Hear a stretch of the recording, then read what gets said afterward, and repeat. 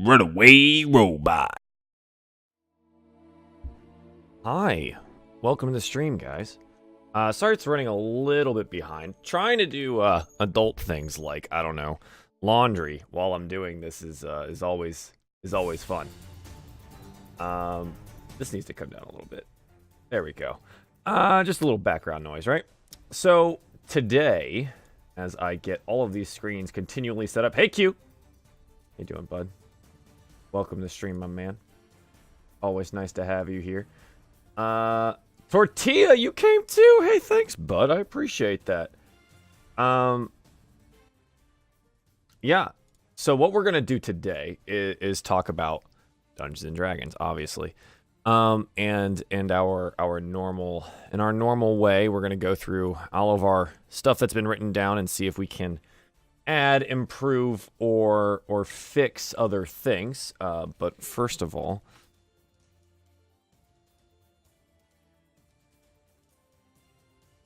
I meant to tweet this, and I didn't.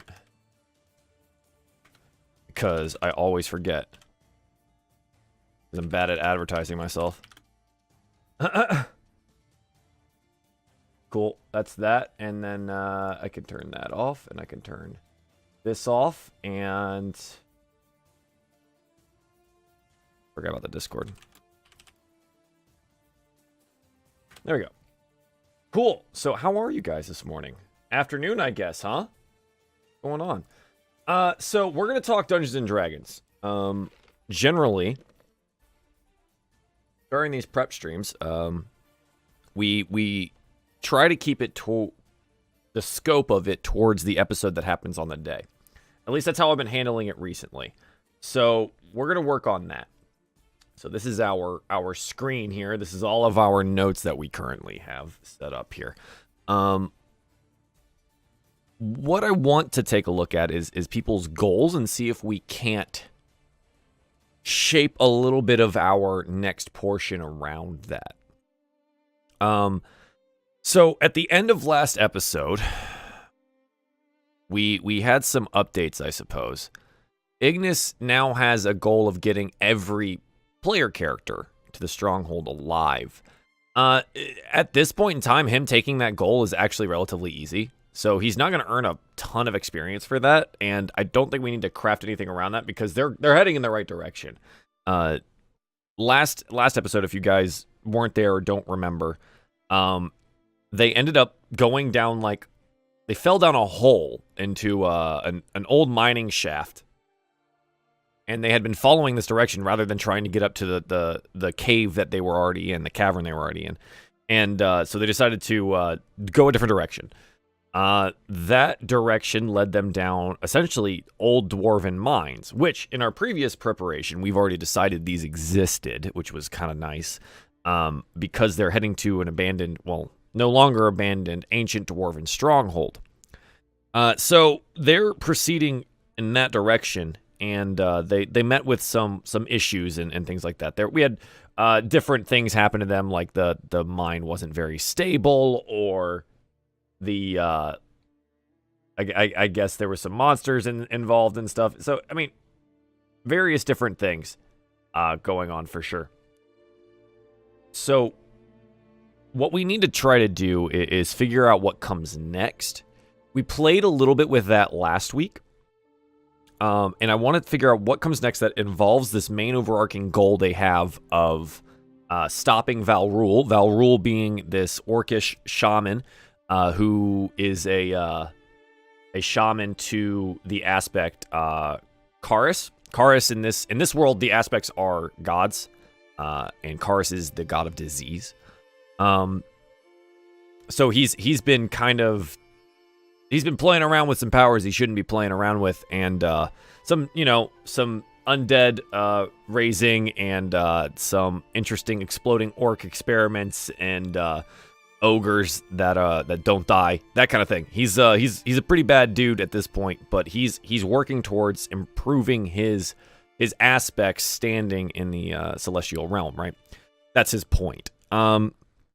So looking at these goals for Ignis, find and save his dad, revenge on who ordered the poisoning of his dad, what he knows right now is that Valrul ordered the poisoning.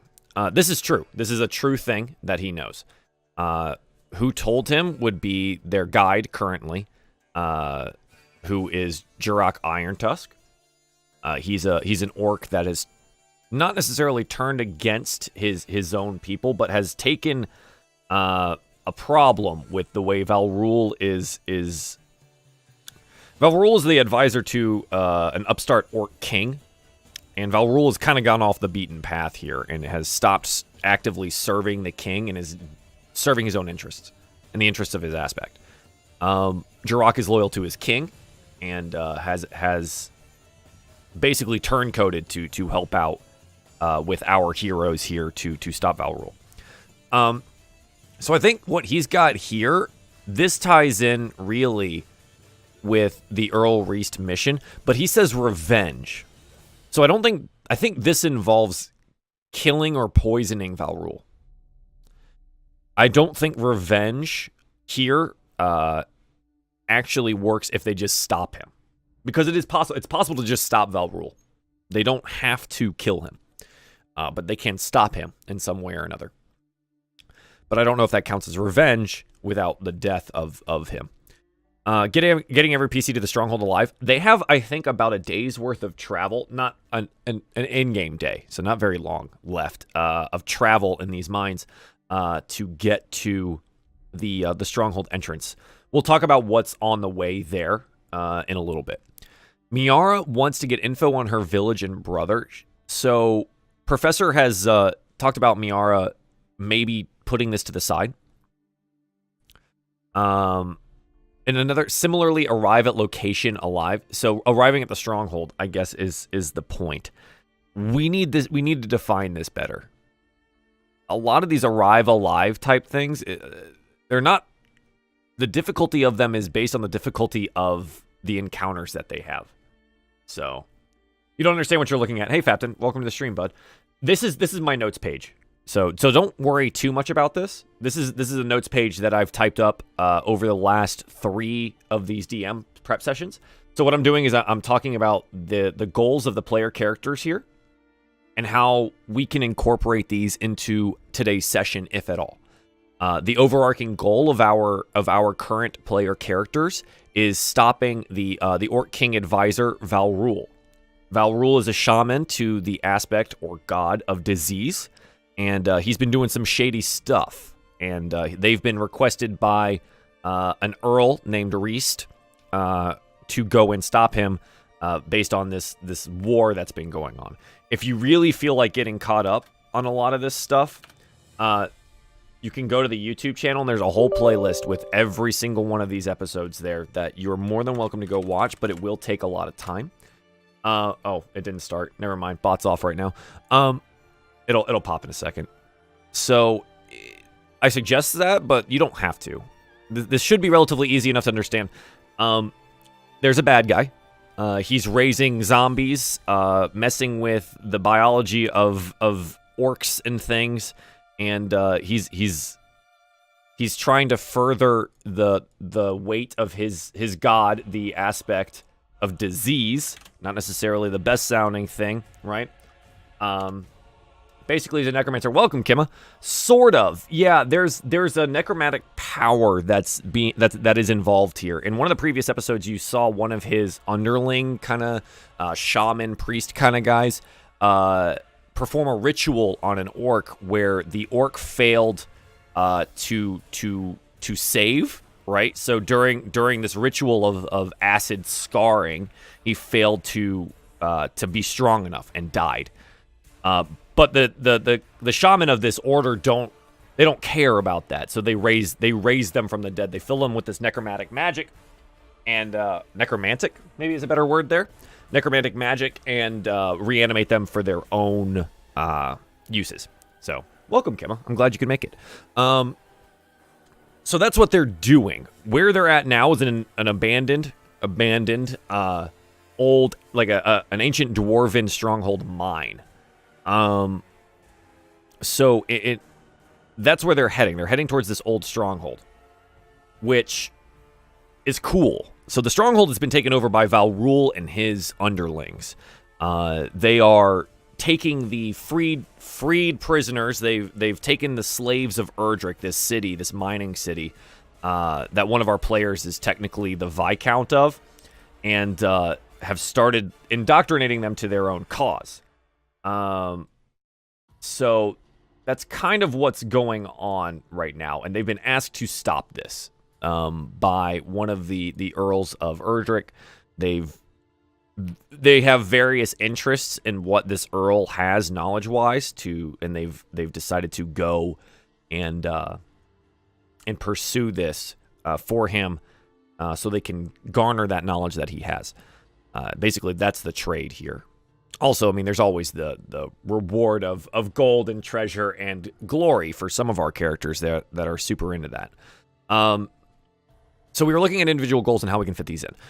We're talking about survival goals. They're not super complicated. It's don't die. Now, the relative difficulty of these depends on the encounters or challenges along the way on the path, right? So not super difficult to do this. Arriving by doing yourself alive is much easier than get every player character to the stronghold alive. This is different.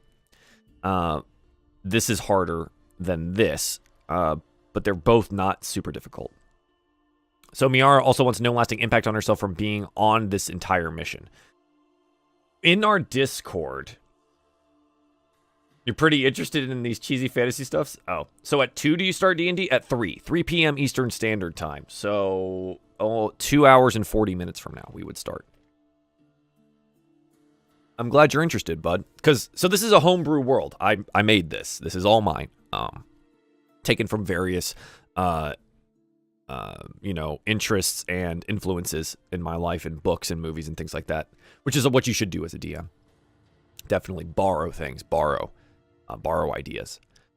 So no lasting impact to herself from being on this mission. Now, we haven't decided what the lasting impact is. I think there's going to be a problem here.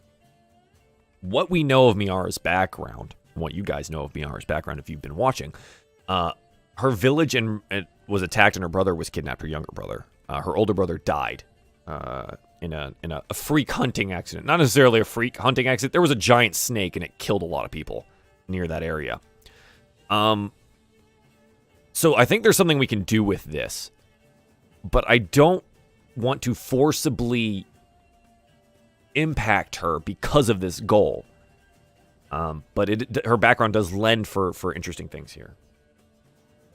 How does the game itself work? I read 2 pages of this stuff and still understand jack shit about how it works. I know it involves a die. No, steal them, Matthew Colville said to. I like the word borrow a little bit better. But yeah, Colville, I like him. He's cool. I don't know if you... So, I forget his last name, but Adam does all of the role play stuff for JP's channel, which is really cool, and he's a borrow. He talks way too fast, yeah. So it involves a die. Yeah, sure. So there's the game itself is based. You have character here. You know, this is probably the easiest way to do this. Let's take a look at Ignis. Ignis Christ Erdrick. He changes his nickname every day, so don't worry about that. So this is the character sheet and how it looks on this page. So what happens is when you create a character, you roll some stats. How stats work is, so if you watch here, you know what, I'm probably in the way down here. So you go, and this is Roll20, so this is a free program that you can utilize for all of this stuff. So what you would roll is /4d6d1, and what that means is you roll 4 6-sided dice, and then drop the lowest one. You do that, wow, I rolled horribly, and you do that so many times to then populate your skills. Your skills then have bonuses, and then each of these things apply to certain things. You have proficiencies in some of them, and then you roll for your hit points, and you get armor and stuff like that. And then you have skills. It's pretty in depth, right? If you're super interested in doing character building, there's videos on the YouTube as well that are the character building for this campaign, right? So if you're super interested in that, you can see how Ignis was built, how we had Darian built, how we had Miara built, all of these things. The Miara one's probably the best to watch because I had to do the most explanation on how. because it was a new player. So a lot of that has some background stuff too.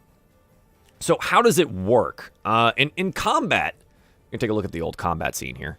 So combat maps kind of look like this. You're getting the DM view here, so you get to see a lot of stuff that maybe generally isn't involved. Here are our player characters right here. This is their guide. That's Jirok.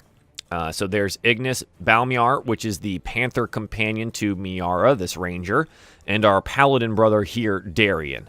He's a paladin to the aspect of the lovers, I think. Let me see what their names are. I named all of these so long ago that I don't remember them a lot. Romance and Love, Aelys. Yeah, so he's a paladin to Aelys, which is pretty fun. So it's a grid base. It's grid based. It's like that when you swear and you like Ignis Christ Erdrick. Yeah. Is the map randomized? No. Fapton, we'll look at this later. I make these. So what I do is I buy maps because it's too complicated for me to do and takes way too much time. So I have encounter maps that I have purchased. And here, hang on. I need to move this to the front here. Oh, it is over the map. That's interesting. That I've purchased, and you can excuse me. You can see I broke everything, sorry. You can see a lot of this, what this stuff looks like, map-wise. Like this is a purchased map, right? And we're going to utilize this in some way. So this is kind of what this looks like. But the maps themselves, I take and I build encounters around them. How I build encounters is utilizing Kobold Fight Club. That's the easiest way I've found to do this. Kobold Fight Club is a really good tool that you can build stuff. So Carrion Crawler and Dark Mantles, this is the last encounter that they had. So I was calculating the experience that we would divide amongst the players for successfully completing that encounter. Now there's also stuff like there's like traps or cave-ins or things to avoid or stealth checks. Like most of what you do is you take these character sheets that I just showed you and those bonuses associated with it, and you do checks. You check your skill. Why is that my name on there? That's weird. You check your skill. Like let's take Ignis Christ Erdrick against some kind of difficulty. Now, is that the difficulty to hit something? Is the difficulty to avoid something? Is the difficulty to hide? Each of these things has a different difficulty class decided on by the DM. And then they attempt to do those things. So, like, let's say Ignis here wanted to be sneaky. Let's say he wanted to be sneaky about something. And so he's like, all right, DM, I'd like to sneak up on this guy. We haven't been noticed yet. I'm going to try to stealth. I'll be like, okay, Ignis, make a stealth roll. And mentally, I'm going to say, okay, how hard would this be? Now, if it's against a particular creature, that creature then would also make a check to see if he notices. So, like, if I take, let's grab the shaman. I created a shaman, right? So he would have to do a check against it. So let's do this. Ignis is like, I'm gonna be stealthy. So he rolls a stealth check and rolls an 18. That's super high, right? That's really good. And if you look down here, you can see what he's rolling here. A 1d20 plus 2, which is his skill in that thing. And he rolled a 16 plus the 2 because of his skill. So to check against that, they'd have to do a perception check and be like, oh, okay, does he notice him? Now, I could take the passive perception here if the person's not, like, noticing. So he beat it, right? So this shaman, if he's not actively trying to look for something, would never notice him. That's kind of how it works. There's rolls against certain difficulties, and that's how the game is played. A knowledgeable DM is important, but it's not absolutely necessary. Reading through the player's manual is the easiest thing I can tell you to do to actually learn how to do this. Make a character and read through it and understand the game. But I'm always open to questions. So this layer here, because I pay for the premium version of Roll20, which allows me to have cool maps that have lighting. So if I enable dynamic lighting, which is what I would want to do, that darkens the thing. But if I grab like one of these player tokens that has dark vision, let's take, I believe Ignis has dark vision, and I just like drop him on this map. Oh, that's the torch. Whoops. I thought I grabbed Ignis. That's my bad. Ignis lit a torch in the last campaign to help out his human friend who can't see in the dark. So, yes, you see how like it generates shadows and stuff? As I approach this, there's shadows that's generated. And they can't see, like they have to come to these doors and stuff to be able to see through it. Speaking of, I need to actually generate doors there. So that's how the maps are. But we're talking actual development of today's show, which is a little bit non-map related at the moment. We will get to map development. All right. We're looking at goals. We're looking at how we can maybe include individual goals in today's session. The last thing we were talking about was Miara having no lasting impact to herself from being on this mission. We have not decided what this means. Is it physical impact? Like no scarring? Or is it a mental impact of being like on a mission that's relatively stressful? Right? Yeah. So Darien is a minor lord's son of the city of Erdrick, and a paladin of the aspect of lovers, Alis. And so his first and primary goal is protect Ignis. He wants to protect Ignis. Now he actively did that in the last session, so he was awarded some experience for that, which is cool. Welcome, Jahalis. Welcome to the stream. How are you? He has a secret goal, which is really cool. He is currently terrified of this mission. He is not okay with how everything's going. Things to remember about these role-playing games: these are all characters. These are not the real people that are scared of these things or anything like that. Like these are character bits. So he's currently terrified, and he thinks he bit off more than he can chew. So our boy Rob is playing Darien as scared, even though he shows a lot of bravado. Darien is a very outspoken, for glory kind of warrior. He wants to get above ground ASAP.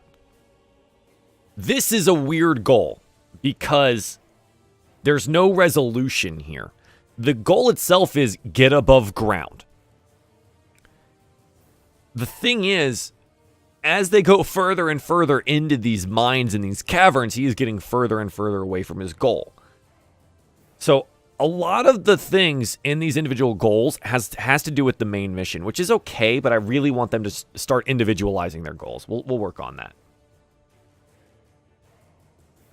Had to cut the yard yesterday, so you got behind on the God of War stream. Dude, hey, yeah, go check it out. It was a lot of fun. That game is amazing. And he wants to become closer with Miara. These are the types of goals that I really want to start to encourage, which is interpersonal goals between characters. Because it sometimes it feels like players don't want to interact or learn, or they just want the DM to like handle everything, which is not the way I like to play games. I want it to be about them. So you set some rough goals and make shits up as you go, right? So this is something that is not necessary in Dungeons and Dragons games. This is something that I've implemented. This is not per rules. This is not per the book. Okay, Darien is a soldier. Darien's a paladin. He's a paladin. But he's a minor lord's son, and which means that Ignis outranks him by a lot. Ignis is his social and technically military superior. Does he serve someone? Yeah, so he serves the aspect of lovers, which is Alis. Yeah. So he does. But we haven't really gotten into that a whole lot, which is something that I want these players to start doing. I want some like more. I want to encourage more player interaction as well as development. Because it's easy enough to let your DM steamroll the thing and like define everything that they're doing, which is I'm not cool with. So I'm trying implementing this goal system to encourage that. Because otherwise, Dungeons and Dragons is the only way you get experience in Dungeons and Dragons without a separate system is fighting and killing monsters. So that kind of creates a really boring dynamic where every session you expect to fight something, otherwise you don't get experience. And that's frustrating, you know? Maybe add something of intrigue, like they find a holy symbol in the cave if it makes sense, and they have to figure out who it belonged to, where it came from, if someone who also followed his deity. We can try that. So the thing is about where they're heading. The likelihood of an ancient dwarven civilization following the aspect of lovers is pretty low, especially because none of those dwarves actually exist anymore. You award XP for RP and achieving goals. Yeah, right. But that's not like a defined thing. That's something that you do outside of the rules. Jeez. All right, Spotify. Why did you... Spotify just, like, went off of my soundtrack and decided to play something else. I'm really confused as to how that happened. Anyways, we're just going to play quiet for right now. Or if they talk their way out of a situation with a monster, they would still get that XP. Yeah, no, but that still counts as a quote-unquote combat situation, right? That's a setup encounter that you do, and then you get experience for it. It's an option placed in the DMG. Yes, it's an option, but it's not necessarily how games are run. Regardless. So what are we going to do today? How are we going to do this? In the last session, we ended here. After a harrowing fight against a giant carrion crawler and a couple dark mantles. People are pretty low here, and more than likely, they're going to try to long rest. Games are run however you want, basically. Yeah, of course they are. I'm talking from a perspective of we have people in the chat right now that have never played and don't necessarily understand the game. So I'm talking from a more direct standpoint of, like, if you read the book, like the player's handbook, this is what it tells you. So there's other ways that we work around that, which is like these options of goals or doing experience through social interactions and things like that. There's other options. And that's kind of what I'm describing. So in this case, they're going to want a long rest here. So what we have to decide is what comes next.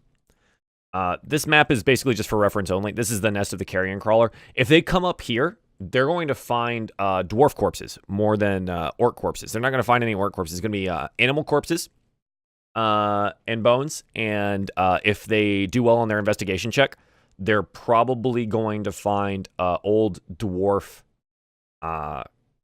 like bodies, right? That's what they'll find there. And and by old, I mean like ancient. We're talking like 400, 500 years old here. Okay. So they'll have to do well on like a medicine check or something like that to tell age. But investigation will show if they can find those things. And I think what they're going to find here is likely probably a corpse of some sort with a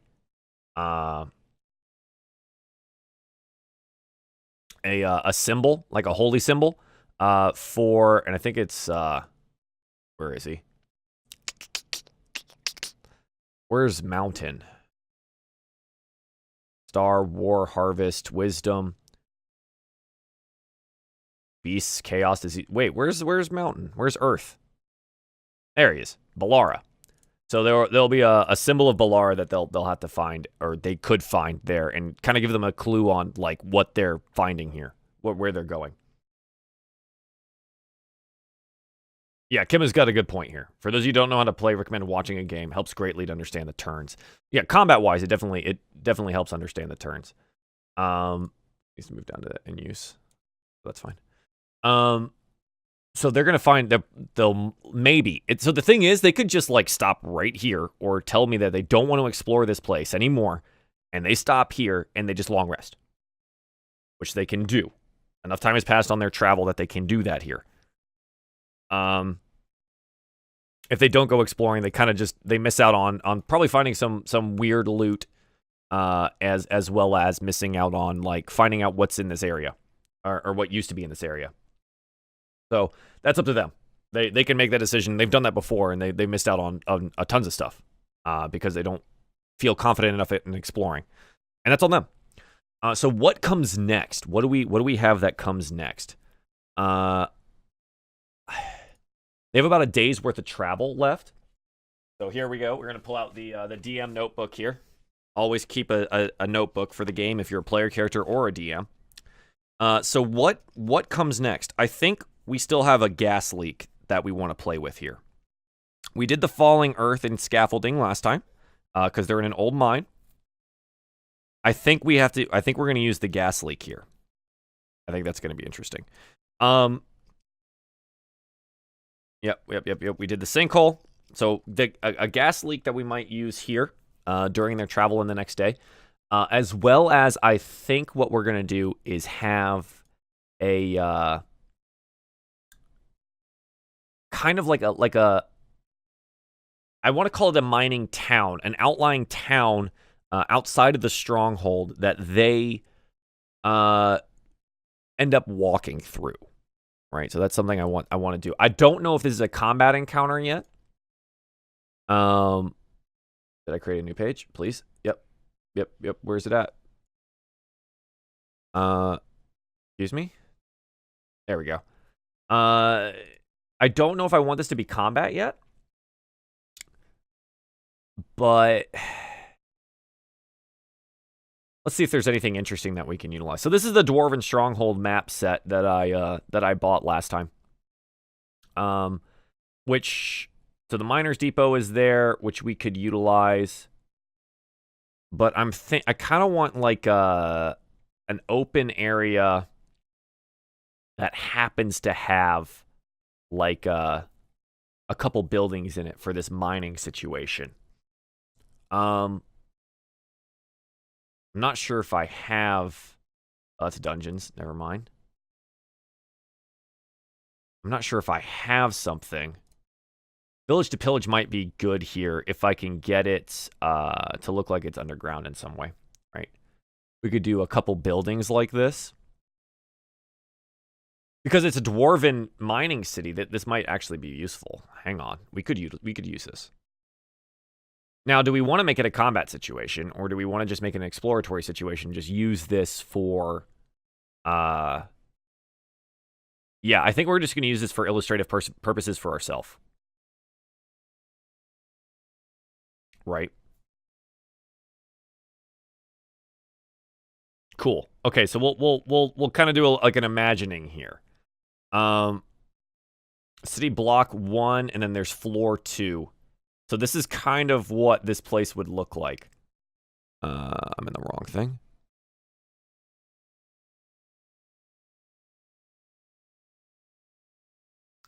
Let's take this here. How large is this? Of course, this isn't the one that he's sized. Anyways, that's fine. This is for illustrative purposes only, pretty much. If I want to make a map of this, we might make it a little bigger or something. So our imagination land is going to take us and be like, okay, so we've gone through this cavern, this area here, and they're going to continue on their way. And I think they're going to run into an issue where there's, in like old mines and stuff like that, there's like toxic gas leaks and stuff like that, right? The canary in a mine shaft was always a thing that you did because the canary would let you know if there was not enough oxygen in the area and that you needed to leave because it would die. So I think they're going to have to deal with a quote-unquote trap of that kind of sort. So like from a bad ventilation shaft in this old mine or something like that. So there will be some indicators of that happening. They're probably gonna, if they make good checks, they'll probably see like a rat corpse or a bat corpse or something like that, right? And then like the torch that the paladin has to use because he's human, he can't see in the dark, it'll start to dim because there's not enough oxygen to feed the flame. So maybe they realize what's going on here. And then they'll have, quote unquote, 15 minutes ish with this low oxygen situation to figure it out, to either go through it or find a way around it. Right. So they can do it in either way. And in both ways, they're going to pretty much end up in the same direction. I'm just curious as to how they solve it, right? We're just creating an issue for them to try and solve, which is part of the game. So if/when they get past this. Now, they have other options here. If they really feel froggy about this, they could go downriver. They could go down the waterfall here. That would lead them to like this area, which this is an area that I'd previously set up because I thought this is where they were going to end up. But the other area made more sense. So this is where they would end up if they came even further down. Now they'd be in like a super weird spot and they wouldn't know. Again, this is all visual. This is not we're not generating an encounter out of this. This is me just telling you and visualizing how this cavern is sort of set up and their options that they have ahead of them. So they are more than welcome to try and go downriver here and like go down an internal cavern waterfall. All right, Tortilla, later. You'll be back to watch D&D at 3:40. That's a really specific time. The game starts in 2 hours and 20 minutes. I don't know if I didn't make that clear or something, but yeah, I'll hope to see you then, bud. Yeah, thanks for dropping by. So I think they're going to continue on this way, and I think we've kind of jerked them around long enough in this like cavern area. I think they've spent enough quote unquote time here. It's been about 2 sessions, maybe a little longer that they've been here. So we're going to give them that one last challenge. They're going to end up in an old mining town, which if they go and explore in it, I don't think they're going to find an encounter. I think they're going to find like maybe like dwarf corpses or something like that, like ancient like bones and things of that nature. And maybe some, if they roll like really well, maybe we can like throw them some interesting gear.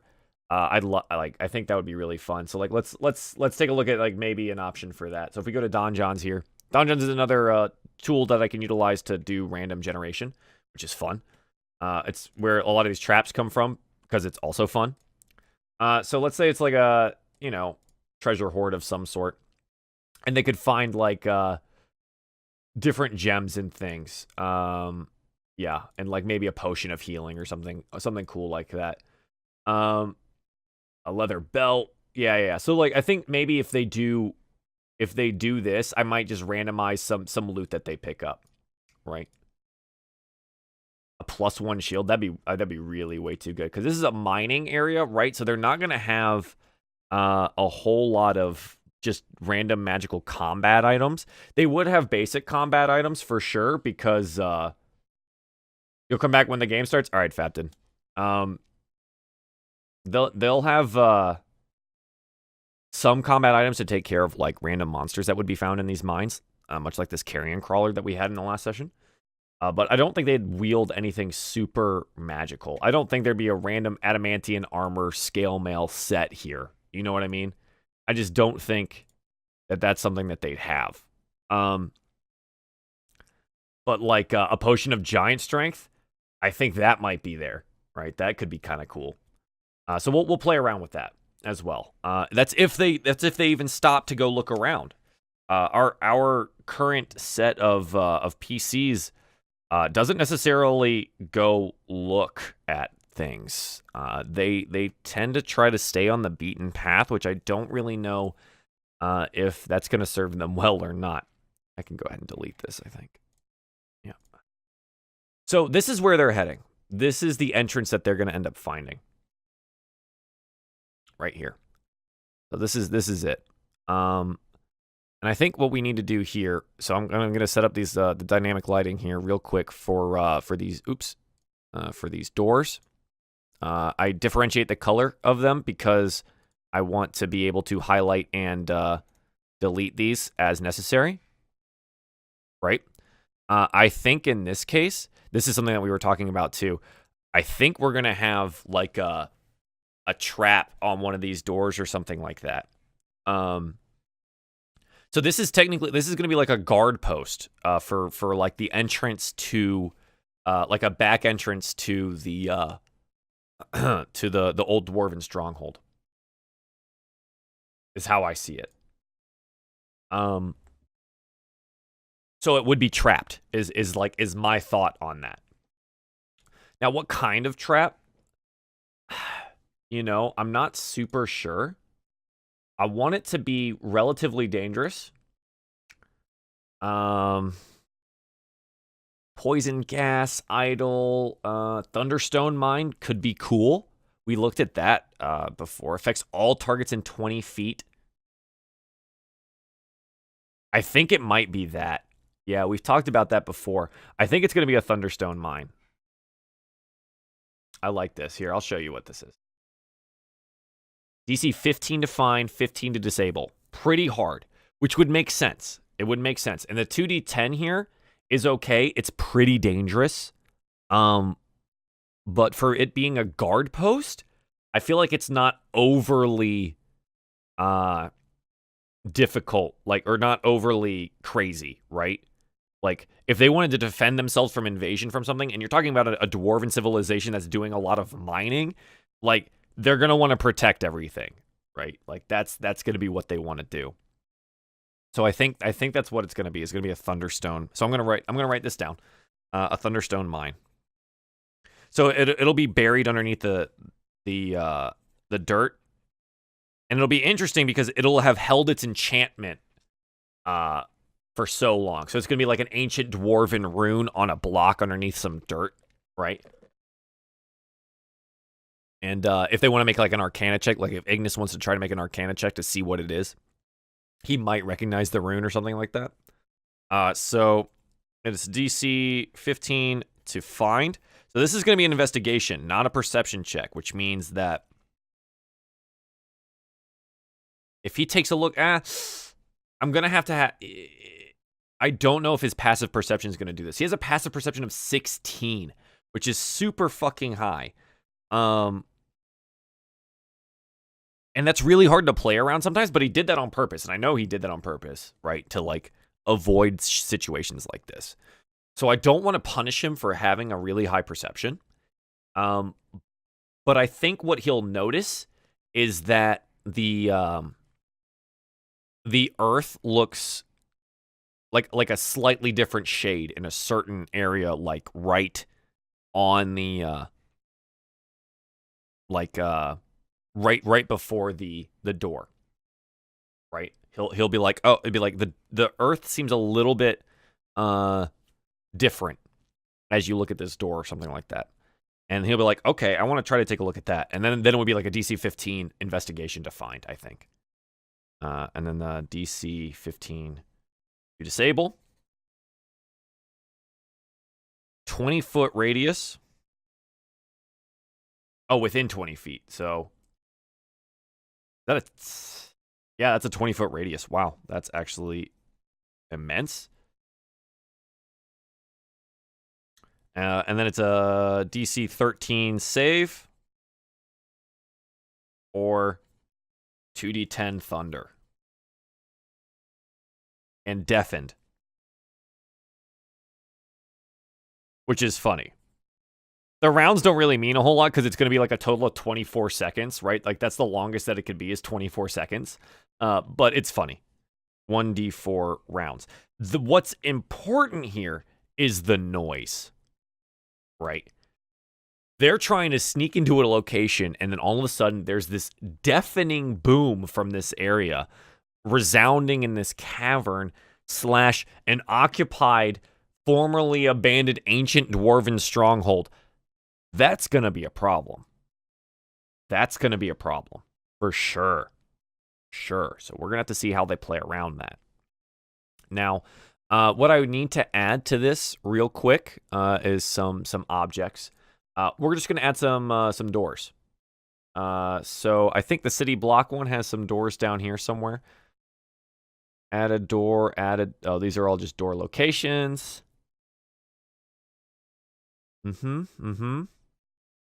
I need an actual door, please. Hello? Roads. Door. Plain old door. Cool. Control Z. I want this. Boom. And we're going to just leave it so it's slightly visible outside here. Control Z, Control V. We're going to do another door right here. And another door right. Cha. Just so they have a representation of like what's actually going on here. And then this is a hallway that'll lead out into a different area. I'm leaving this open because as of right now, it's just a wall. I've created this as a wall. So I'm not super worried about this. This is like going to be an additional storeroom. So you guys have oh, whoops, I'm not even showing you. So you have like additional visualization. I added some a door here. Objects and tokens. A door here, and a door here. And the reason I'm not worried about this area is because I've already created a wall. They won't be able to see through that. So that's the point. Anyway. Sorry about that. I didn't mean to just leave that off. So I think that's how we handled this situation. So they're going to have that one more like weird gas leak, low oxygen area that they have to pass through. And once they pass through, I think they end up coming here. This is where they're going to end up. If they go down the waterfall, they'll have some other stuff that they have to do. But they can see that there is no shown wall. Is that right? I guess so. Hang on.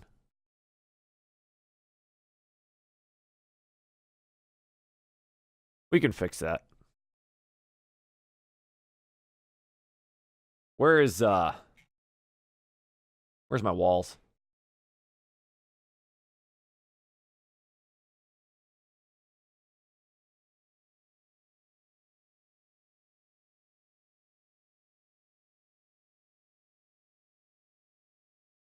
There's a wall there now, boys. Let's move this to map. Done. Now there's a wall. It looks a little patched, but it's there. There we go. Even though they can't see through. Oh, now there's a wall. Done. This is a well, a cistern. If they come and investigate the cistern here, they're going to notice that the water is diseased in some way, which is important to the history of this dwarven civilization, as well as what's going on within the stronghold. Now, what they're going to do is this leads to city interior, right? So it's going to walk through like a storeroom. If they want to go through the storeroom, we'll have them check some locked doors and things like that. I don't know if we're going to trap those. I think one of them will be trapped with like a guillotine blade or something. And if they go through that, I mean, there'll be like some old storage stuff, right? Like some old mining, like gems and jewels and things. And other stuff like that. Nothing like super ridiculously expensive or worth a lot, but like something to reward them if they want to go take a look. Additionally, this all leads into the dwarven like stronghold interior now. So they're gonna walk through this, and it's basically gonna be down like a hallway here, and then it's gonna open up into like a branching system of hallways. Where we know they're going to end up is a place like this. Okay. Kind of an old dwarven living quarters area. Now, what I haven't done with this yet is the dynamic lighting, which takes a while. But we can talk about this while I start doing it. So the point of the dynamic lighting area, the point of this dwarven living quarters area is when they make their way here, they start to realize that this area is a lot larger than maybe they had originally believed. So it should be interesting. Now, when they get here, they're more than welcome to like stop here and hang out. But I think this is going to be one of the areas that still has orcish patrols on it. So this will be an encounter possibility area for sure. So what do we have in this encounter? What would be patrolling the lower city streets of this old stronghold? I'm thinking probably regular orcs, just some regular run-of-the-mill orcs. Nothing super difficult, because nothing. This would not be a job that's like slated out for higher ranking orcs in this tribe, right?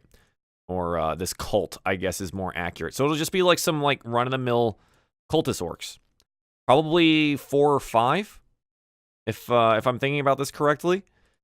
One that's like quote unquote in charge, but you know, nothing too crazy. So I think that's what they'll do here. Again, this is a visual representation, but we do have the possibility of an encounter here, which is why I'm going through this right now.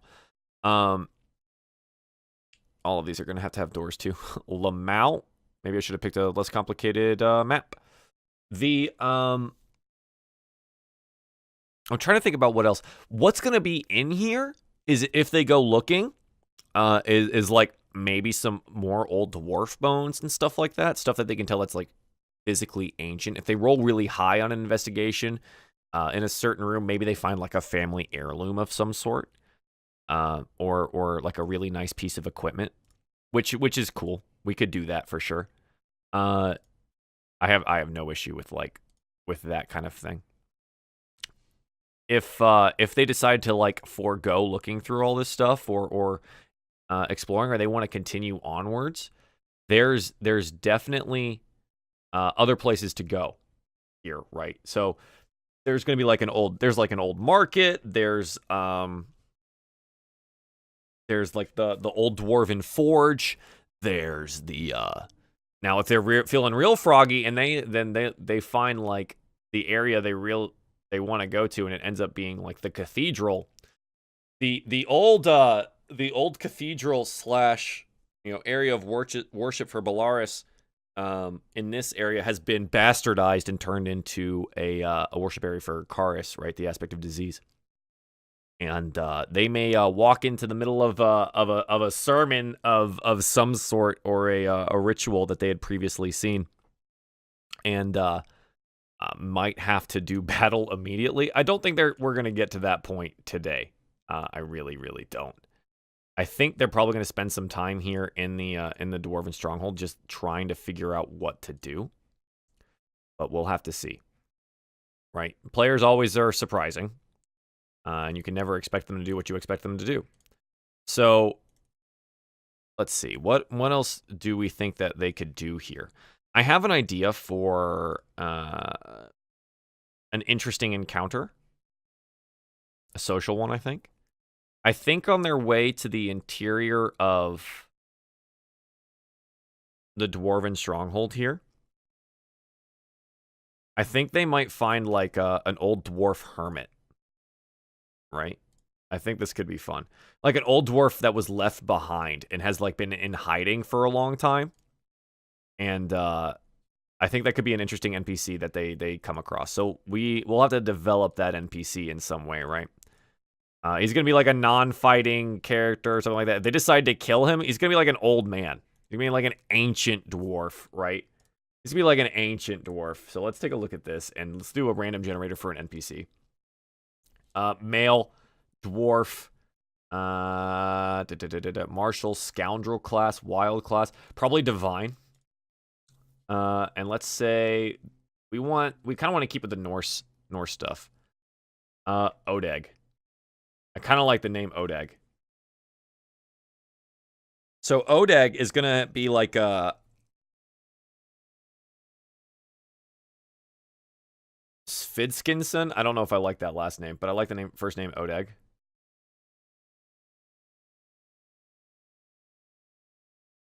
Oh, but this is the silver crap. What's this clan? We named this clan last time. Silvernail Mines of the Silvernail clan. Yeah. So Odag Silvernail. Or Odag of the Silvernail clan. The clan that used to like. Yeah. Silvernail. Thanks, bud. The clan that used to like run this joint. And so if they actually like if they interact with him or something like that, they could definitely get a lot of background on what's going on here, which I think could be really cool. So that'll be up to them. And he's going to be an old dwarf cleric. And if they bring him the symbol of Belarus that they can find in the carrion crawler's like quote unquote nest, I believe he'll attempt to reward them with something. Because that's like something that's super important to him is like the artifacts of his dead clan, right? Now, what does he reward them with? Something cool, right? Let's see if as if they would want information like that. That's up to them. That's totally up to them. We're creating an opportunity for them. Let's take a look at items. What's a cool item that Odeg Silvernail, this cleric, might have? That would be kind of fun to utilize. Let's see. Things that I want to... Rise of Tiamat, online supplement, Prince of Populous player handbook. We're going to remove all of the stuff that I don't care about.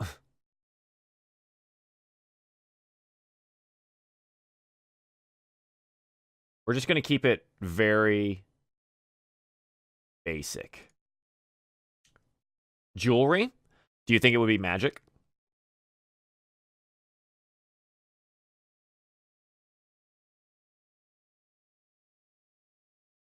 Because that could be interesting. Call it a rare piece of jewelry of some sort. He trades the holy symbol for a rare ring. A lot of resistance. You know what? Here, let's do rare, uncommon, and common. Lightning resistance, jumping, protection.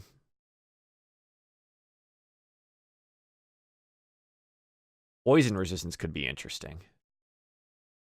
A ring of the ram. Oh, that's kind of cool. Water walking's fun too.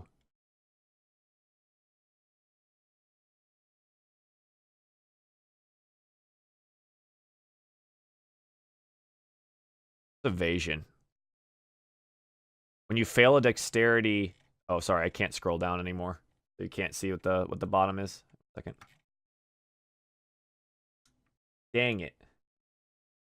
When you fail a dexterity saving throw while wearing it, you can use your reaction to expend one of its charges to exceed the dexterity saving throw instead. That's kind of cool. The Ring of Evasion's kind of cool. But what would he have, I guess, is like the thing. What would he have?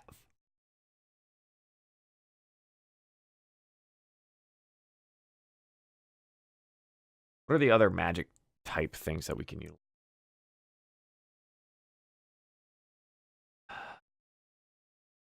Staff, tools, trade goods, wand.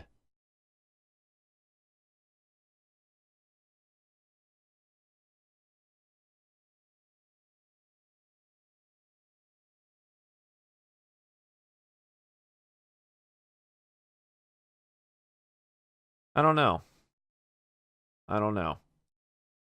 I'll think of it. I'll think of something. So I think that's an option. So we have Odeg of the Silvernail clan. An old dwarf cleric. Let's characterize him a little bit. He's definitely gonna have like a big, like, think he looks like a white-haired version of in Jumanji. Oh my god, when Robin Williams. He's a white-haired Robin Williams in Jumanji. White hair Robin Williams in Jumanji. I'm literally writing this down. That's how I'm going to describe him. The what year is it kind of thing. That's my plan. And I think where he's going to live is kind of like off the beaten path somewhere, maybe outside of the city. He's like created his own little hut or something like that. But he comes into the city to like scavenge. I think that's probably where they have the opportunity to find him. Maybe he still cultivates some of the old mushroom farms or something like that. I think that'd be cool. I think that'd be really cool. And they kind of like find him there. Now, how he's not going to be very trusting, obviously. But they will be able to try and reason with him in some way. So what are we going to utilize as the character here? So let's go to our let's go here.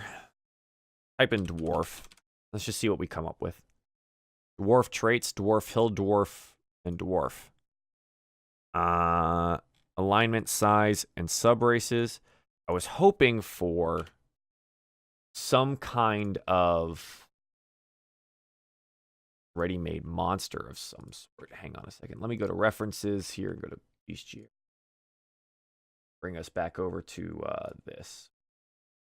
Let's take a look. Let's see if dwarf comes up on here somewhere. A Duragar. Oh, yeah. You know what? A Duragar would be cool. This would be a good thing to... We're not... Like, this isn't us. We're not going to utilize this as, like, a... Duragar are... a monster. They're like a deep dwarf. Generally regarded as evil. Gray dwarf. But we're going to utilize the character sheet of the Duragar, is what we're going to do. So I'm going to just go ahead and drag this out on the map so we can look at the character sheet. This is what we're going to play. We're going to play with this. So let's go to the journal, the Duragar. Why can't I duplicate these anymore? I used to be able to duplicate these, but whatever. You know what? I'm not going to worry about it. This is going to be Odeg. It's going to be in my journal, clearly. And you know what? This is actually a perfect avatar for him. Oh, we can duplicate. Hang on. Copy of Duragar. X. Delete. Copy. Here we go. Okay. They moved where the copy was. So this is going to be Odeg. Now, they may never see the token, which is fine. They may never see the token. Totally cool with me. But what we want here is this. So he's going to be, he's going to have no armor. He's not very dexterous, so he's going to have literally a 10 armor class. 26 hit points sounds about right. He's going to be strong, but he needs a higher wisdom. He is a cleric. Not very charismatic. That works too. Constitution, he's got dwarven constitution. That's fine. I think charisma or wisdom-wise, he's probably like the same. He's probably like a 14. Yeah, that makes sense. He's a 14, and he's probably got some special skills in religion. Let's give him a 2 in religion. Right? And I think that's cool. We're going to do Whisper Toggle just in case. Or Whisper Query. Just in case. So this is Odeg. He's not lawful evil. He's a medium humanoid dwarf. And we're really like literally just ignoring the rest of this. Who cares? We don't care about this. None of this matters to us. What matters to us is just this top part here. We're going to utilize this to decide if he ends up like believing them or something. He might have armor, so higher AC as a cleric. My thought, Q, is that he's living as like a vagrant, right? He's like a homeless, and maybe he's he's a dwarf without a home, and he lives outside of the city in some way. And I think he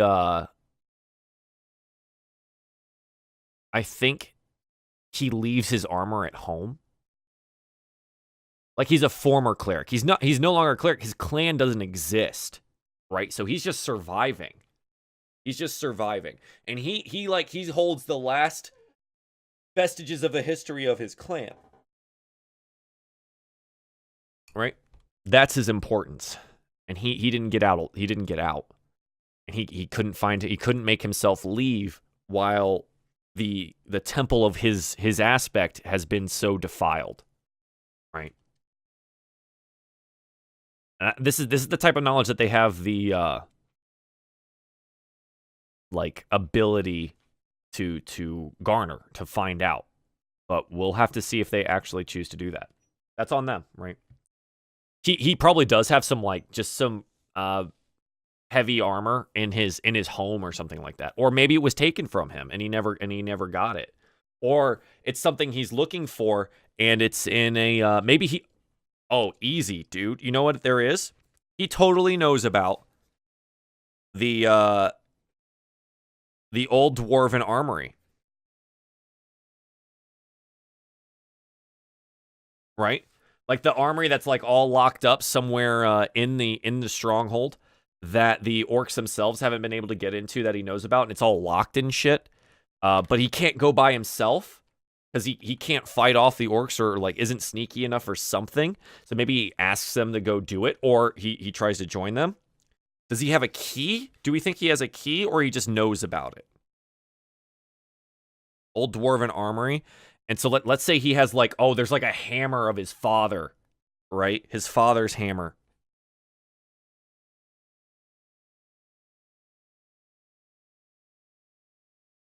His father's warhammer is there. And he wants it back.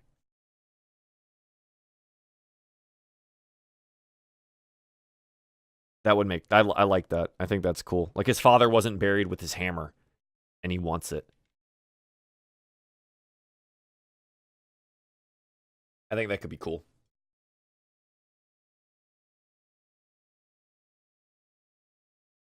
I think that works. So what else do we need to do here? I think Odeg is a cool character that we can utilize here. I think that could be interesting. Now, what's happening to Jirok, right? We haven't talked about Jirok in a while. The holy magic used on him by Darian has helped him fight the curse that plagues him. Darian doesn't have enough energy in this next long rest to apply that again. So the next day, Jirok is going to have the curse is going to retake hold, right? It's not going to be held at bay anymore. So he's going to have to start making Constitution saves to do stuff again, which is like if they were able to Darian was able to continually apply the holy magic every day, or if he expended a bunch of it right at the beginning, like all 15 points, it would do great good for Jirok. But I think Jirok's going to ask for the healing. Jirok's going to swallow his pride and ask for healing, and then Darian's going to tell him he can't. But if Darian offers in the morning or something like that, that'll make Jirok feel much closer to him.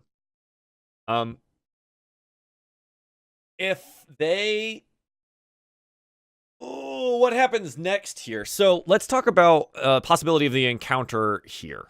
So here's our little Duragar. I'm just going to go ahead and remove him from the map here because we have him in our NPC slot now. But in this, we need to decide what they fight, if they fight anything. I think there's... here, hang on. I need to write this down for their experience for today. 1,125 divided by 5. Or 1, 2, 3, 4. So they'll divide that between all of them. That's the experience they got for the encounter yesterday. Last week. So in this case, I think it's just orcs. I think it's just plain old orcs looking around. 1, 2, 3, 4, 5. I think it's just it's a squad of 4 orcs that are patrolling the area. So you're gonna have orc cultists. Oh, you can't even see the lines on this map, huh? Yikes. Let me see if I can make these a little bit more visible.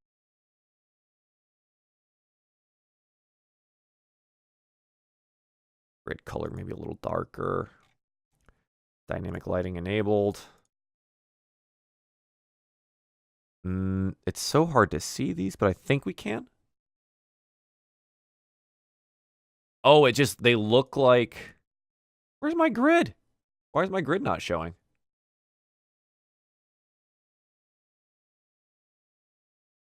Maybe white? Ah, there it is. Okay.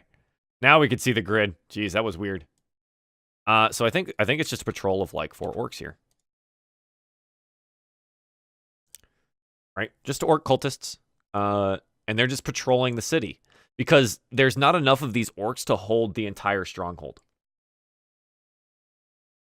There's not enough of them to hold like the whole area. So I think this is what's patrolling this area. So they'll have the opportunity or non-opportunity to interact with this. Now, on a similar vein, if they go elsewhere, there's also like a market. Did we utilize that anywhere? No, I'll have to build that, it looks like. I think they're okay. So there's different stuff that can happen. But I think this is what we'll plan for right now. If it changes like during the break or something like that, I'll have to play around it, but that's fine. We can do that. We can always go on the fly like we did last week. Cool. What else do we think is going to happen here? Let's say we have to make 2 assumptions now. They kill our new NPC. All right, well, that quest is gone, right? Odeg is gone.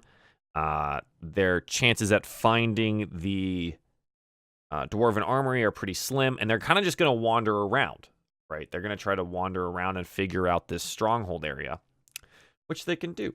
And we'll kind of design this area mentally, I guess. And by mentally, I mean we're probably going to create a new page here and talk about it. Damien, welcome, buddy. How are you, bud? We're doing some DM prep. And I'm basically creating a mental map of what our area is going to look like. So we're going to make this on the map layer in black. So what does the stronghold look like? The main entrance to the stronghold, let's say, is on the northern side here. So this is kind of the how am I going to make this look? Let's call this the main entrance to the stronghold. And so everything kind of lies behind this. This is going to be not to scale, obviously. Whoops. Yikes. Not to scale. But, so this is going to be like the main entrance, and it comes out into like, let's say a plaza. Like a shopping plaza. Relatively large. That makes sense. And each of these has like a branching area. So like there's a path this way. There's a path this way. And then the plaza kind of cuts off here. And then there's like 2 paths this way. Right. Looks like a little person. Make their first room a big room with 1 or 2 traps. So they're not coming in this direction. I'm just mapping out an area to try to figure out where they are. Okay. So this one here, let's say it goes down, like it's a bunch of branching pathways and stuff, but it comes down this way. This one kind of goes out this way. This one, I think this area here is where they are. This is where they'll end up. This is housing quarters for many of the dwarven miners. This is where they're going to end up. So where they come in at is like here. So there's going to be a bunch of different passageways out of here. So like from this is going to go like this way. And then there's going to be like this way. So all of this here is like where the dwarves would end up going out mining. So they're going to have come in like down here somewhere. That's going to be like their entrance. This is where they come in. And they're going to like make their way up this area. There's going to be the like the storeroom that they have the opportunity to go look at. Yeah, Damien, we have definitely there are some traps laid around. But we talked about that a little bit earlier. So no God of War today. We played all day, well, all night Friday and all day Saturday. And I'll play probably more tomorrow as well in my normal stream time. So these all like head outwards into like random mining operations. These three here. So like all of these like go out into like random mining stuff. Cool. This direction here, I think heads down into the right, like this is gonna be the forge. This is where they make all their stuff. Right? This is gonna be the big old forge room.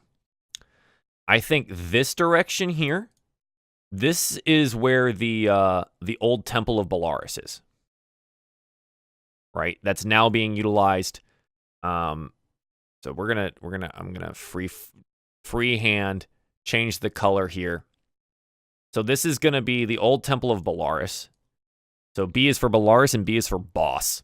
Right? So Big Bad is gonna be in here somewhere, I think. I think this is gonna be, yep, this is going to be the forge. This is housing. This is a mine. And then all of these are mines. Mines. And the entrance here. So we're gonna make this make this green and circle it. This is where they're coming in at most likely. Again, this is all just visual for me. None of this is gonna actually look like this. This is all just visual representation for me. Right? Hey Jess, you're lurking? Alright. Cool. Welcome to the stream. We're just talking Dungeons and Dragons stuff. So if they come down to the forge, right? There's a direction here that they can find that leads down into the old vault, right? This is going to be the old storage vault.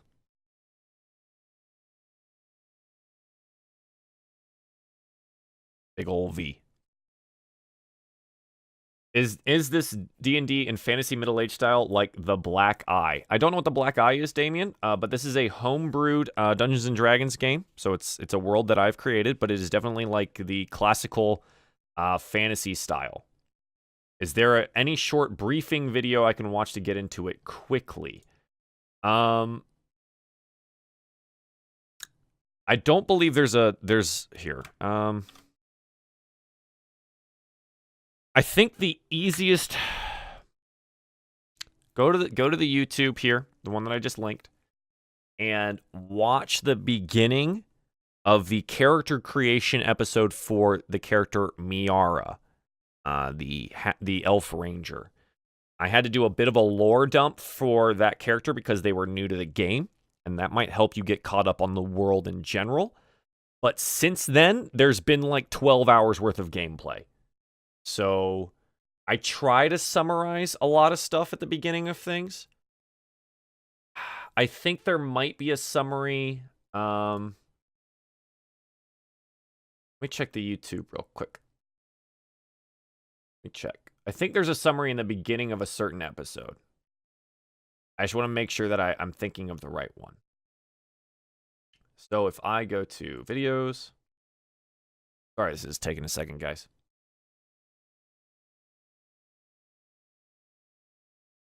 Oh, prep, gameplay.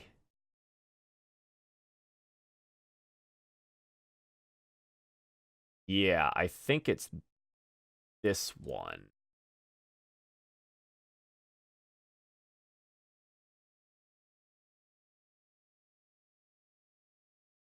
I think the beginning of this episode is where I do like a big ol' catch up. So if you want to check that out, I think that's probably accurate. If you want to watch a little bit of that. Okay. Sorry. Took us a little bit away from what we were talking about, but hopefully that helps. So oh, I just noticed you guys can't even see what I'm looking at. Sorry. That's where I'm thinking they're going to come in. So these are all mines down here. This is the housing district we were just looking at. This is the forge. I'm thinking over in this direction, there's like a vault. This whole area is going to be like riddled with traps. That is trap freaking city. The forge is dead and cold. Most of the orc population is going to be in this area. So I'm going to do a big old, wow, I was going to do a big O, but I can't make circles. Most of the orcs are here and in a side room over on this side. Right. So another housing district off to the side here. This is the one that they've been utilizing. So this is a district that all of your dwarf-like nobles and stuff would have been in for this clan. Right? All your clan leaders and things like that. They would all live over here. This is the temple that's been kind of like weirdly brutalized in certain ways.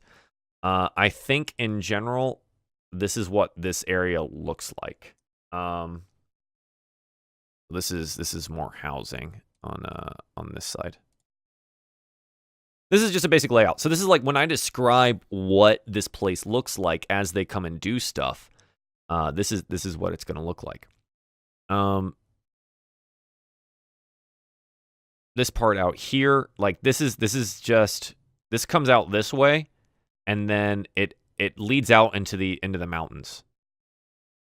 So this is the mountains, right? It opens up after some point and comes out this way. But it's pretty far. It's like another long trek through some caverns. Non-mining, though. All of this goes out into the mines. I think that's cool. I think this works. So this kind of gives us a feel for what our characters are going to look at when they come into this area.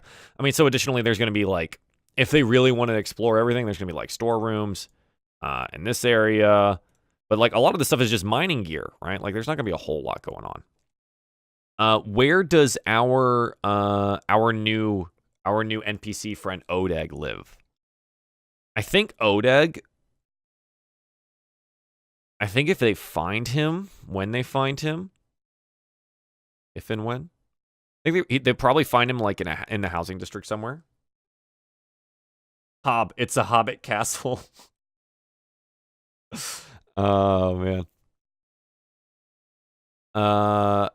Yeah, sure. It's a hobbit castle or an old abandoned like dwarven stronghold. Either way, I think maybe like let's say it's up here. There's like an old the old farming district, right? So like let's say not only are some of these mines, there's like the old farms, right? Because they would have had to have generated their own food of some kind, right? So farms. I like that. So he's gonna have a place that's probably outside that in some way, right? So let's take a look at our current area. It looks like, I mean, you got walls and shit here, but I mean, we don't have to utilize that. This could just be one part of the larger housing district, right? So we don't have to necessarily say like, oh, this is the end all be all for this section, that kind of thing. What happened to my... The frick? What happened? Where's my tokens? What? What happened to my... Where are my orc cultists? What happened? Where'd they go? There's a light source. Where are they?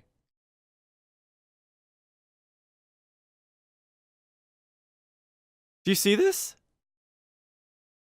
Oh my god, it's totally bugged out.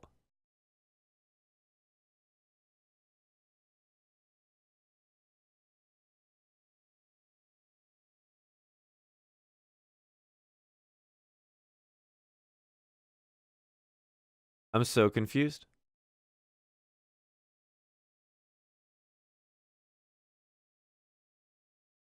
What happened? Oh, I dropped them on the dynamic lighting thing? Oh my god, I'm an idiot. Token layer. Jeez. I was like, what happened to my guys? All right, we're good. We're good. Wow. Okay. So this is like just an orc patrol. Cool. Cool.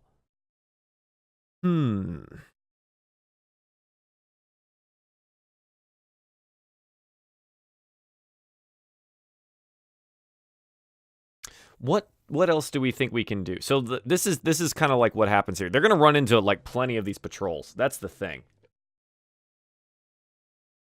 Let's say they want to go. They get here. They talk to Odag, or they want to go look around, and they want to find the. Go back to our map here, quote unquote map. Let's say they want to go to the vault or the forge or something like that, right? Like they want to go do that. I wonder, what is a fire elemental challenge rating? Oh god, it would kill them immediately. Oh no, a solo one they could probably do. Yikes, but like 2 would be a challenge. That would be.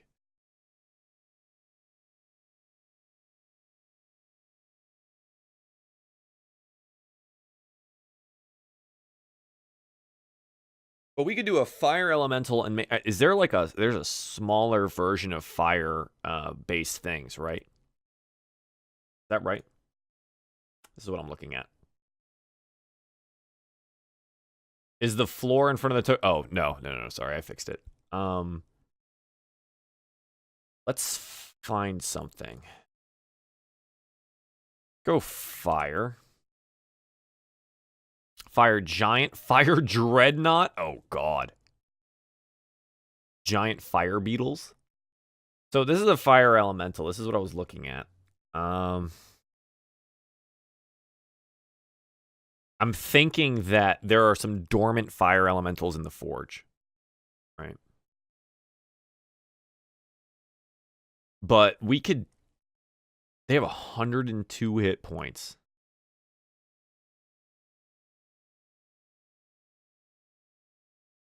There's something that's like a fire elemental but smaller.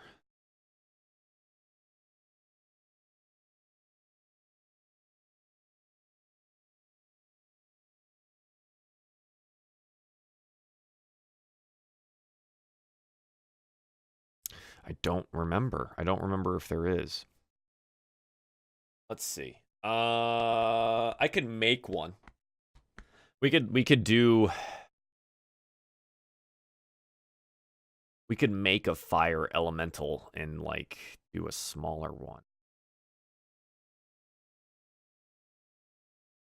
I'm gonna pull it out on the page here so we can. Here's a fire elemental. Pretty scary looking. They're large creatures, I believe. Yeah, they are. Look at this bad boy. Takes up a lot of space.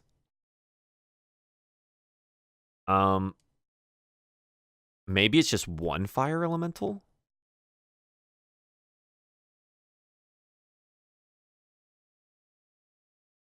He's going to be, like, bound to the forge. I think he's going to be bound to the forge.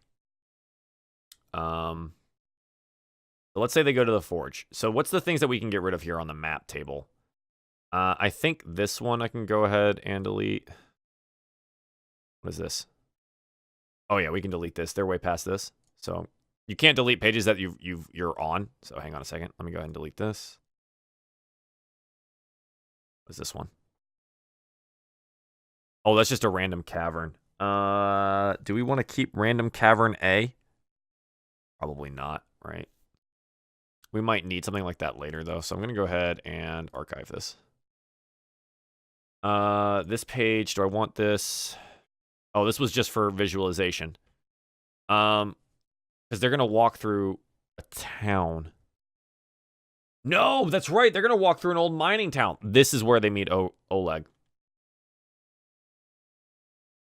Or Odag, excuse me. This is where they meet Odeg. Is the old mining town outside. Maybe? No, because he'd know about the traps. He has to be interior. That's boring if he knows. He's gonna be up in the district. He has to be in the district. That's fine. That's fine. So we don't need this. That's the entrance. They could still end up here, so I'm not going to delete that yet. Housing district. Okay. I have a couple untitled pages here, apparently.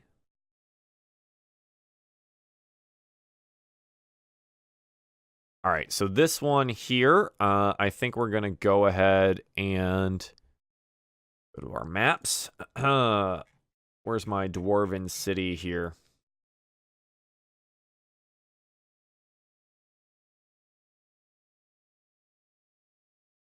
Dwarven stronghold. Yeah, there's like a central square. That's pretty cool. Dwarven estate. Here's the dwarven forge. 30 by 30. Let me go ahead and increase the size of this. Okay. Great hall.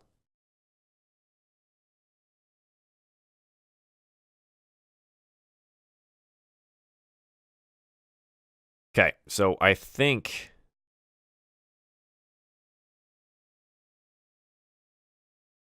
this is going to be the dwarven forge. The only real part of that we need of this, I think the storage room is going to be like out here somewhere or something. Like this is our main area that we want. So if we come in here, get a little closer. Let's see how big an elemental looks on this area. I'm going to go ahead and duplicate this guy. Delete this one. This can come up to in use. Wow, he's huge. Yeah, he's actually massive. So this is the fire elemental that like lives in the forge here, right? He's gonna go to the GM layer so they can't see him just in case. And I think like what are there like fire lizards? There's snakes. Salamanders. The challenge rating 1.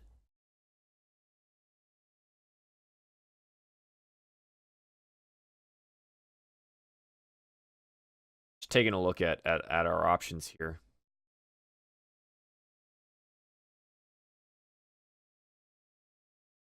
Fire snakes.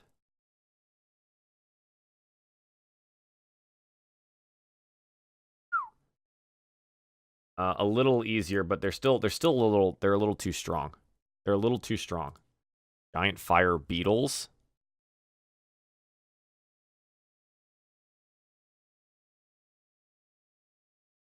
I think it's just the elemental. Let's just call it the elemental. It doesn't have to be super deadly. Like every fight doesn't have to be deadly.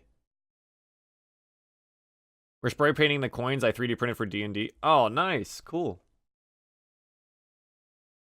I think it's just gonna be the elemental, and I need a reference token here to see what this looks like. So let me grab Ignis again real quick.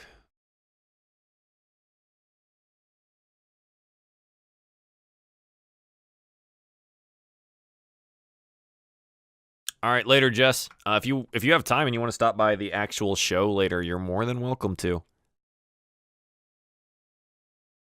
That's at 3. Okay, so this is what Ignis would look like in this case. I think what we do here is just kind of we make the elemental bigger. Just so it looks more imposing. And you're lurking? No worries, don't worry about it. I'm just talking, so don't worry. I think we do this and we give him a little bit more power. I think we give him a little more power. Not that he needs a whole lot.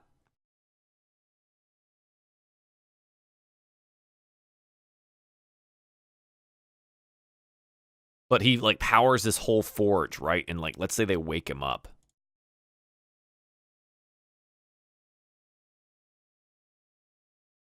Oh, he's got a lot of damage resistances, too. Nice. Okay. That's actually really good.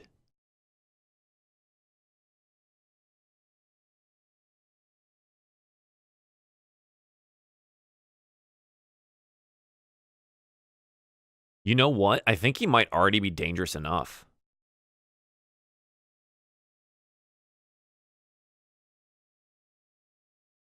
He might be dangerous enough, but what's his max health that he could have? 12d10. Tiora, rating with a party is 6. Dude, thank you. Wow, welcome everybody. Do I need graphics and stuff, Damien? Or what are you talking about? Hey, welcome, welcome, welcome. This might not be the most interesting stream for you guys. I'm doing a Dungeon Master prep for our live DnD show. That's at 3 today. So if you guys are interested in Dungeons and Dragons, this is the right place to be. Thanks, Tiora. Appreciate that, bud. Can I post a picture URL? Kimma, let me check to see if you're rated a regular yet, and then I can allow that. Hang on a second, okay? Entertain them, robot. You have failed my audience. Yikes, dude. Hey, man, you could see what my title was. Come on. Hey, if it was yesterday or the day before, I was playing God of War. Sundays are Dungeons and Dragons days, guys. Sorry. Do you need graphics and stuff for your D&D, like painted monsters and things? No, because we do it all online. If I was playing, he dies a lot of video games too. He's just like me. Facts. I do. God of War is hard on hard mode, man. It's a difficult game. But right now we're talking about Dungeons and Dragons. I'm gonna make sure that one of my users here. Let me go ahead and let's see if I can find Kimma. Where you at, girl? Okay, you're not listed as a regular yet, but you're close. So I'm just gonna go ahead and hit true. Kimma, you should be allowed to post links now. Okay. But yeah, thank you. Appreciate it, guys. If you're interested in live like Dungeons and Dragons shows, we have ours at 3 p.m. Eastern time. If you're not interested in that, I'll be streaming tomorrow night at 7 p.m. Eastern Standard Time. We'll be playing more God of War. But as of right now, we're talking about this big bad boy here. This is a fire elemental that powers an old abandoned forge in a dwarven stronghold that our heroes are going to interact with. I think what I want to do for most of my leave blank for no bar. Yeah, I think what I wanted. These happen. I don't want to do that. Show nameplate. No. Controlled by me. All of this is good. It emits light. All players see the light. Sure. Yeah, he's a giant fire elemental. Of course he does. Of course he does. There's what I'm making watching your stream. Oh, cool. Huh. Those are neat. That map in the background you have there is made by someone, I think, or is it made by the engine you use? No, it's made by someone. Roll20 has a lot of really good artists that submit their artwork here, and I utilize a guy's stuff. I can't remember his name. I like his stuff the best, and I can't... Gabriel Pritchard is the guy who makes, like, all the maps that I use. He's really good. He's really good. You know, T, I've answered this question before, I think. I've always been more of a booty guy, but, like, you can never pass up big ol' anime titties, you know what I mean? Like, that's never wrong. That is never wrong. So we're going to talk more about the fire elemental. I think what we need to do with this guy here, I don't want the bar. I just want to be able to utilize the thing. So what is his total health is 102. I think... What's his AC? 13. Yikes. Okay, so he's pretty easy to hit, but he has a lot of hit points, and he takes about half damage for all of it. I think if I think this is okay. This is good. I like this. I have to go now, but I'll make sure to come back next stream. Well, make sure you follow then, bud, so you know when I'm streaming. Or you can follow me on Twitter as well, at RunawayRobotYT. So you can find out when I'm actually streaming. But hey, man, I hope to see you again. Thanks for coming by. You got guys that could draw you like icons for monsters or other monsters like the fire salamander, etc. So what I currently use is what I've bought. Dude, if they want to make stuff, they are more than welcome to make stuff. Right now, what I utilize is like the online version of the monster manual. So that's where all of this stuff comes from. This is all monster manual stuff that I utilize. Oh my god, skeleton warriors, yes! Oh, that's what I needed. I Ride Barney is now following. Thank you, I appreciate that. Later, dude, I appreciate you coming by too. Thanks, Code. Code Onyx246 is now following too. Thanks, guys. That means a lot to me. And I hope to see you. I hope to see you guys next time if you want to drop by as well. More than welcome to come by the actual stream. I think we utilize these skeletons. Hang on, let's go take a look at this. So we have the fire elemental, which is he's a big old boy on his own. But I think we have some like little skeletons. Oh my god, one skeleton makes this a deadly encounter. This fire elemental is no joke. Oh, never mind. He's just a fire elemental. I'm trying to make this too much. It's just the fire elemental. If they come in here, it's just the fire elemental. And he's a big boy. I've made him larger than he needs to be. But I think it's cool for the forge, right? Like, he powers this whole thing. Whole thing is his. And he's been lying dormant here for, like, 400 years. So the reason that, like, none of the invading orcs, like, go into this area is because this motherfucker is just in here. He's just in here doing his thing. I think that's a really cool idea. What time does the game start? 3 p.m. Eastern Standard Time. So about an hour and 10 minutes from now, we'll start the game. Yeah, he's not the big bad, but he is bad. He's gonna be a bad guy. Just need a list or stuff where I can see what you want and need, and I'll take care of that. You will get it. Oh, geez, dude. I'll have to think about it. I haven't had this offer before. Give me a little bit of time and I'll do that. Yeah. So I think this is they'll have the option of ending up in this area. Yeah, I think so. So we'll remove Ignis from this. Cool. So I'll have to set this up a little bit more. But I think this is what they're going to end up walking into. Take your time. You got me in Discord. True. Facts. I don't think we need the remainder of this map. I think what we're going to do is shorten the map like this. So 1, 2, 3, 4, 5, 6, 7, 8, 9, 10, 11, 12. We're going to shorten the map a little bit. Oh, is this supposed to be a 30 by 30? You know what? It probably is. Okay, so this is width. So let's go 30 here. Height minus 12 is 13. Minus 12 plus 5, 18. All right. Oh, I just lost my guy, though. Shoot. Hang on.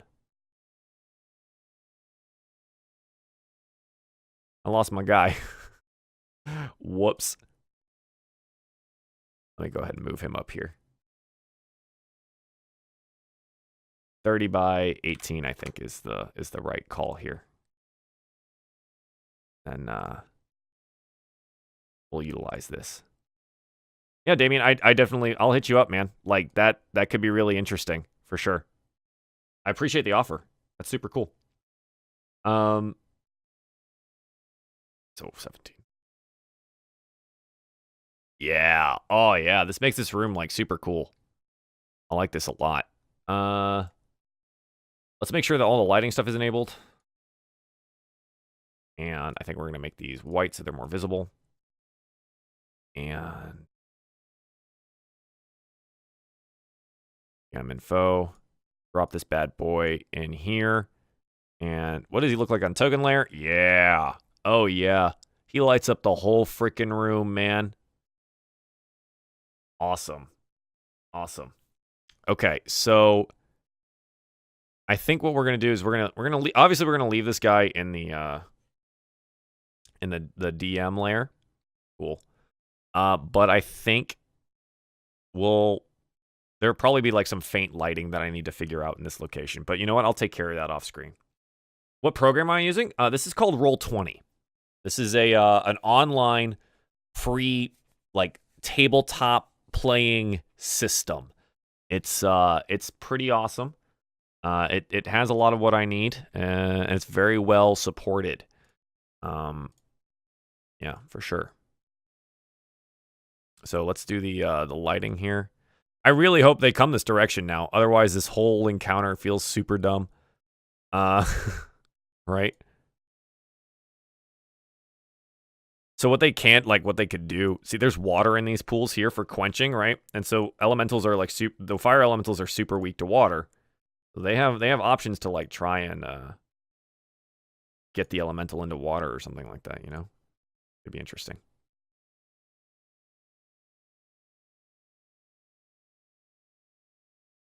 Yeah. It's pretty good. I mean, it's not very conducive to actually mapping. Like a lot of people just make the art for these maps and then upload them to Roll20, and that's how they do it. So it's you'll check it out. It's definitely more for playing role-playing games than anything else.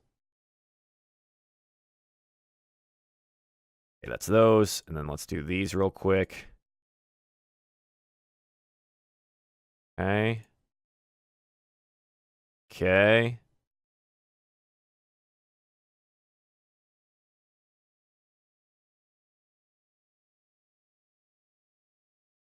Yikes! There are a lot of these.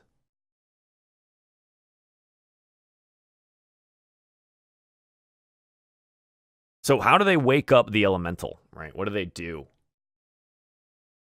Map tool is probably the better choice. Yeah, if you want to make your own maps, there's definitely better options than Roll20. Roll20 is where you utilize these maps, not necessarily where you make them. I feel like we should make this like a...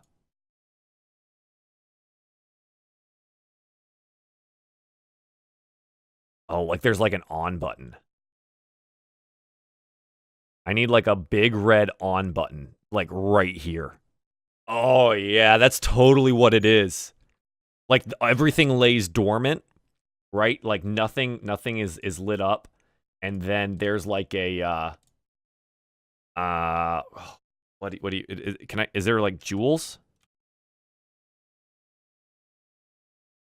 Excuse me. Fancy chest, nice.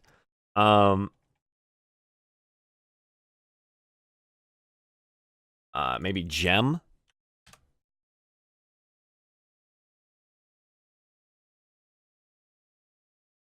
Oh yeah, like this.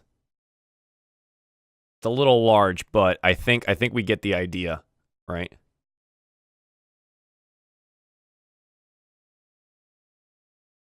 Totally this.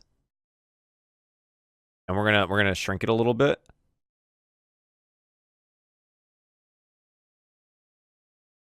Yeah. Oh, that's cool. Maybe they just serve some dwarven artifact tools. Possibly. But I think a big red on button is like super funny. But for sure, that could be a secondary option here, right? So like, let's say there's some like dwarven tools on the Steam has Dungeon Painter. Oh, that's cool. Also, dudes and welcome, bud. I saw you lurking in here a little bit earlier. Yeah, maybe they just disturb some like dwarven artifact tools or something. And like these are braziers, right? So we need where are the fire bowls? We utilize these a lot. Where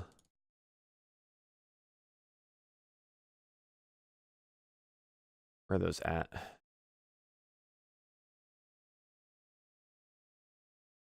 Do I have any of those on any other page? Possible. I might have already deleted them though.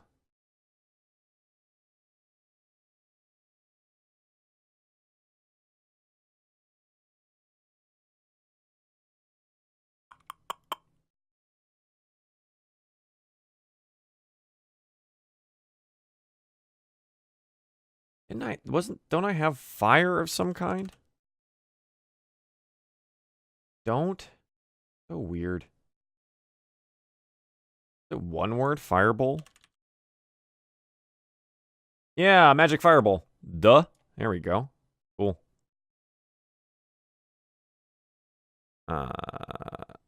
Alt and Control Z, Control V. Logic Striker's now following. Thank you, Logic. I appreciate that. Welcome to the Salt Factory, and I hope you enjoy your time here. Both of these, shift click here, these go on the GM layer because they don't exist. Oh, I accidentally left that thing on the wrong layer too. Hang on. I'll have to make sure I actually utilize this. We need to make sure that these, when procced, give off light. These give off light in 30, maybe 40-foot radius. All players see light. Me. Delete. Okay. Alt. Oh, wait. I thought I copied you. Hang on. There you go. So in the case of when this all goes down and I go like this and I say, okay, token layer, boom. Let there be light. So on the dynamic lighting layer, I totally forgot about this guy. He actually needs to be on the token layer. Back to objects and tokens. You guys both go back to the GM layer. If they light the braziers, the elemental stirs. Yeah, I think we have two options here. Regardless of what they do, if they come into this room, this fucking elemental's coming to life. One way or another, this elemental's coming to life. For sure. For sure. We'll figure out how, but it's happening. Here's the thing. This shit starts going down, the sounds of combat are going to set them on a timer, right? To beat this stuff, or, like, freaking orcs are coming, man. They're going to notice this. They're totally going to notice this. Anyways, I think this is a good plan. This is cool. I like this setup. Let's go ahead and I think what we're going to do for this location here, zoom out a little bit, is limit the map here to only like half, so I don't have to do the lighting for everything because that's really fucking dumb. So let's reduce this by 1, 2, 3, 4, 5, 6, 7, 8, 13 squares. So that's 27 to 17. Did that work? Did I miscount? Oh my god, 1, 2, 3, 4, 5 more. I think I did miscount. Oh. Is that not the right height? Am I not counting squares correctly?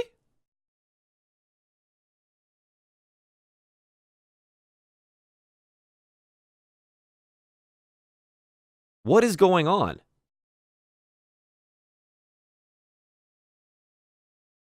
Oh, it didn't update.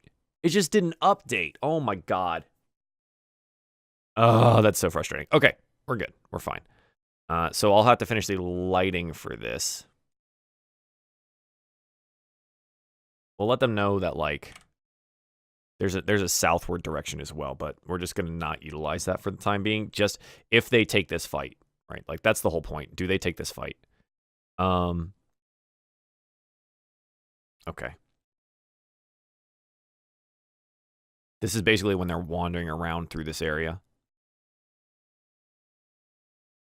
So let's go ahead and do lighting here. We can go ahead and just do this. I don't care.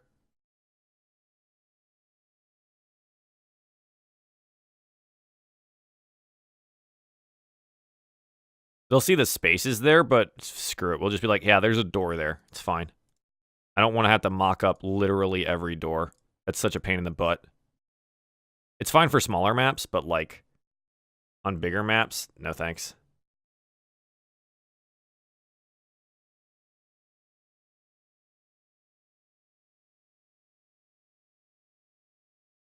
None of these braziers are going to be lit. They're all just going to be dormant, right? Like this is an unutilized area of the stronghold at current, right?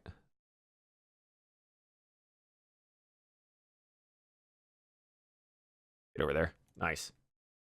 So at current, these are all non-utilized areas. So what, like we talked about before, what they'll find in these locations is like the possibility of like old dwarf corpses or clothing or things like that. Like it's nothing crazy. None of this shit's gonna be locked. It's all just gonna be like having been previously patrolled by orcs, currently being patrolled by the orcs that are utilizing the stronghold. And they're gonna have to either sneak, escape, or fight head on. Again, all fighting and all noise in this area is basically puts them on a timer for discovery. None of the dining areas are gonna have doors. Those are fine. They're just dining areas. Cool. This is good. I like this. Cool. I think that covers that. We have the trap set here for the door inside. They have the possibility of meeting Odeg Silvernail, which has a cool little thing there. If they make a good investigation check in the area that they're in, they have the possibility of finding the symbol of Belarus on an old dwarf corpse. Which, if they hand that over, Odeg will pretty much automatically trust them, and Odeg will tell them about the storeroom, that's hidden in the forge. Fuck yeah, that's what's happening now. So they have to fight the elemental in that area, and so if we come back to our like overall like map looking thing. So like the vault is like hidden in the forge. Okay, so that's what that is. And then there's like traps and shit to get there. So let's talk about those traps real quick.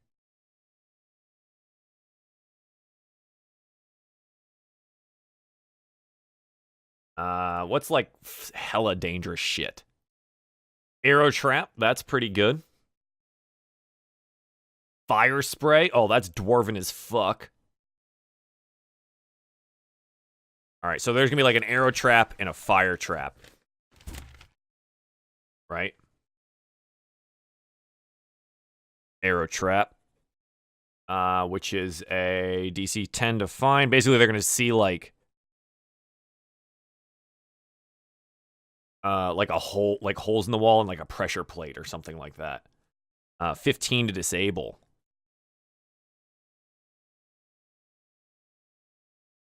And then it'll roll to hit +3 to hit on one target. 1d10 piercing.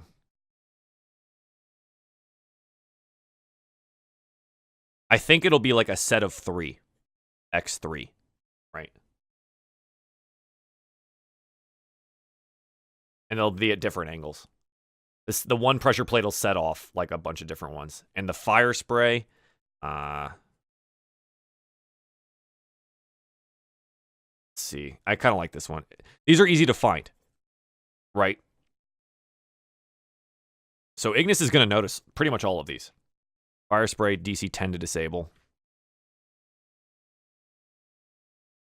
20-foot cone.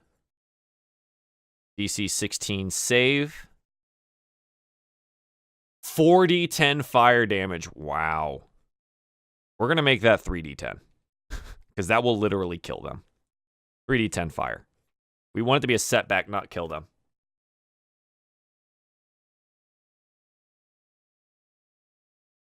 I hope your players don't snoop and view your prep stream. I mean, I've asked them not to. If they do, they do. That's up to them. If they want everything spoiled, that's on them. If I find out about it, I mean, they're not going to play anymore.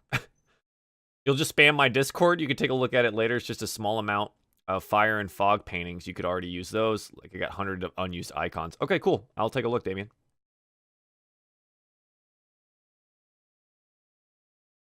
I'd be worried if my players would do that if I streamed it. I trust them. And like I said, if they want it to be I think that removes the fun from the game. Also, if you watch this show, they're not very proactive.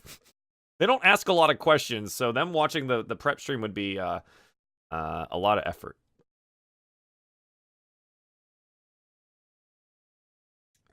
If they get to the door, it's gonna be like a riddle door, right, or something like that. How do they open the door? What? It's locked, obviously. The vault is locked.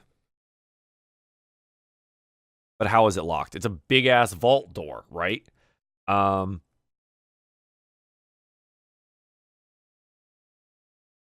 a malfunctioning fire spray that manages to cover them in soot. Sure. Slash soot spray. Lamau. Literally writing Lamau in my notebook.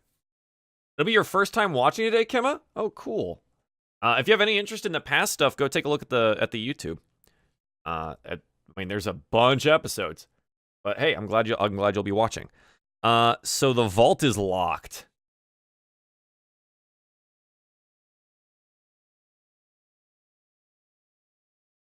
They're super cautious. They want to check this door for traps. It's just a regular door.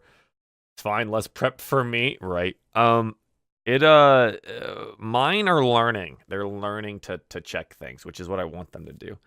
So the vault door, I think if they don't kill and they talk to Odeg and Odeg trusts them. So trust. Situation A, Odeg trusts them. Odeg tells them about the vault.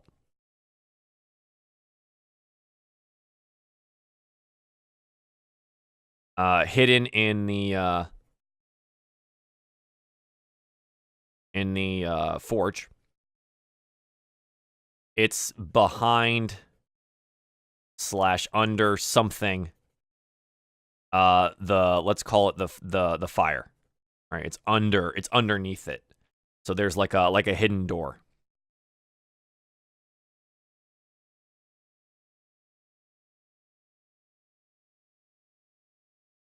Knowing about this, Odeg would know about the elemental. Does he tell them about the elemental? I think if he trusts them, he says he's not sure, but there used to be an entity there that was vastly powerful in his father's time. He doesn't remember a lot about it. He was a kid, but that kind of thing. So he knows about the fire entity. But this is if he trusts them. He knows that the vault door is locked, but does he know how to get past it? Possibly. You said they will notice them. I'm assuming a player's passive perception is high enough to notice it. Yes. Yeah. So Ignis, one of our characters, has taken a feat that upped his passive perception by 5. I think it's called Notice or Aware or something like that. So he notices literally everything now because their actual perception rolls are terrible. Anyways, so he says this. Oh no, the gem in the oh, this is great. The gem in the forge is the key to the vault. Yeah. Exactly that. The gem is the key. The dwarves managed to harness the fire in ways that are not natural. Yeah, for sure. For sure. I'm writing down harnessed the fire in ways unnatural. Yeah, I think the gem is the key. There you go. Can't avoid that room now. DM railroading at its finest. That's situation A, the vault, and Odeg. B, they wander around in this place. They find the forge, or they find the farms, or they find the area. And essentially, situation B is fucking orcs everywhere. I'm writing this down in all caps. Everywhere. Which means orc encounters. And I will prep some fucking orc encounters, man. And then there's also if they rush this shit and they end up in like the big bad's room where he's performing this situation, we'll have to handle that on its own. I have ideas for that, but I don't want to spoil them here. DM relying on PC greed works 9 times out of 10, especially if it's Ignis. Yeah. It's fun to brainstorm with other people. Yeah, I really enjoy it. Last week was a lot of fun too. We had a lot of really cool ideas from Bob and Q. They were both in here. Bobacus was here, and we had a lot of fun brainstorming traps. Option somehow everyone dies again. Hey Ars, how you doing, bud? Welcome to the stream. Yeah, it's possible. I mean, this area here. This is gonna be fun. This is gonna be an interesting thing. So here's the deal, guys. It's about 12:15 or 12:15, 2:15. Show starts in about 45 minutes. I'm gonna take a break here. I think we're good for what we're doing today. So we're gonna take a break. Show starts in 45 minutes. I'm gonna get some lunch. I'm gonna get some water, and switch laundry loads because I'm trying to be an adult at the same time here. And we'll start the show at 3. So thank you guys for joining me in the DM prep stream. Hopefully that was fun. If you're a little late to the party, sorry, but this will all be up on the YouTube channel sometime tonight or tomorrow if you really feel like watching it. And I hope to see you all at the show at 3. So until then, guys, later, Gator.